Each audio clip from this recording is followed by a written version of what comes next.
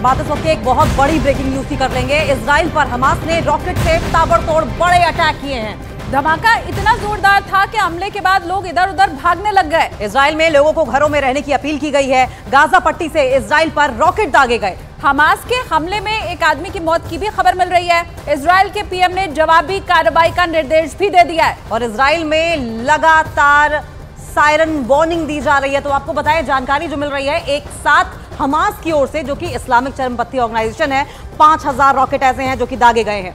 और उन्हीं से जुड़ी हुई ये तस्वीर भी इस वक्त हम आपको दिखा रहे हैं। हालांकि इजराइल ने भी अब हमास को कह दिया है कि अब अंजाम भुगतने के लिए तुम भी तैयार रहो। इजराइल की तरफ से भी हमले का आदेश अब दे दिया गया है। तो ये दोनों ही मुल्क अब जो है वो युद्ध के मुहाने पर खड़े हैं। फिलहाल 3 तस्वीरें ये आपकी टीवी स्क्रीन पर देखिए, किस तरीके से 5 जो ये 1000 रॉकेट से अटैक किए गए हैं। एक आदमी की मौत हुई है, वहीं हमास की ओर से जिम्मेदारी ली गई है। और ज्यादा जानकारी के लिए हम रुक कर लेंगे, हमारे सहयोगी नीरज भी हमारे साथ जुड़ गए हैं। नीरज, गुरिल्ला वॉर जैसी स्थिति है, कहीं ऐसा तो नहीं है कि ये जो तूफान आने वाला है उसके पहले की शांति है?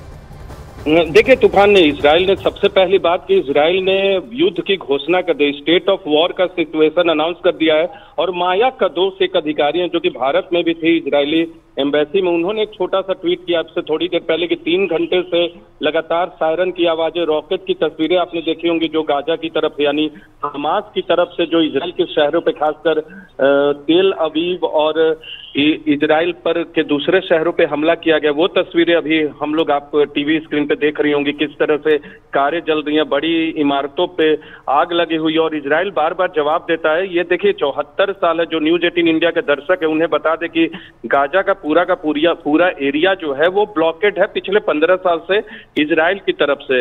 इजिप्ट ने भी ब्लॉकेट कर रखा है और इजराइल ने भी। गाजा में अनएम्प्लॉयमेंट बहुत है, हमास का कंट्रोल है वहां, और हमास की तरफ से बीच बीच में वहां रॉकेट दागे जाते हैं और इस लड़ाई में पैलेस्टीन भी शामिल रहता है। लेकिन ये हमला हमास की तरफ से नए ऑपरेशन के तौर पे किया है। पिछले 3 घंटे से लगातार स्थिति भयावह है और जिस अधिकारी का मैंने जिक्र किया, जो कि भारत में इजरायली दूतावास में डिप्टी चार्ज ऑफ मिशन थी, यानी डिप्टी थी वो यहाँ दूतावास में, उन्होंने कहा है कि वो लोग सुरक्षित हैं और हर तरह का अपडेट उनकी तरफ से दिया जाएगा।